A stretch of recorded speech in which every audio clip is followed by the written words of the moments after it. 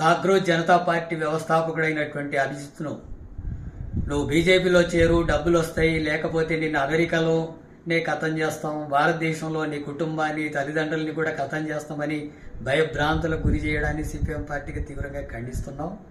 అలాగే ఆయన దళితుడని చెప్పిన తర్వాత దళిత కార్డ్ అని, స్కిల్స్ లేవు అనేటటువంటి పద్ధతుల్లో నైపుణ్యత అనేటటువంటి అంశాలను తీసుకొచ్చి అవమానించేటటువంటి పద్ధతులు కూడా వ్యాఖ్యానం చేస్తున్నాడు.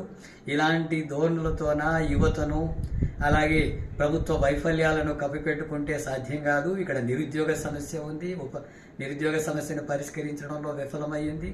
అట్లాగే ప్రజాస్వామిక హక్కులను కాపాడడంలో, లౌకిక భావాలను కాపాడడంలో, సోషలిస్టు భావాలను కాపాడడంలో పూర్తిగా వైఫల్యం చెందినటువంటి నేపథ్యంలో యువత నుంచి వస్తున్నటువంటి వ్యతిరేకతను ప్రభుత్వాలు గమనించాల్సినటువంటి అవసరం ఉంది. భయభ్రాంతులకు గురి చేసి హత్యలు చేస్తామనే పద్ధతుల్లో వీటిని అరికట్టాలని చూస్తే ఇప్పుడున్నటువంటి యువత అంతకంటే తీవ్రమైనటువంటి పద్ధతుల్లో ప్రతిఘటించి ఈ ప్రభుత్వాలకు తగిన గుణపాఠం చెప్పే పరిస్థితి వస్తుందని చెప్పి హెచ్చరిస్తున్నాను.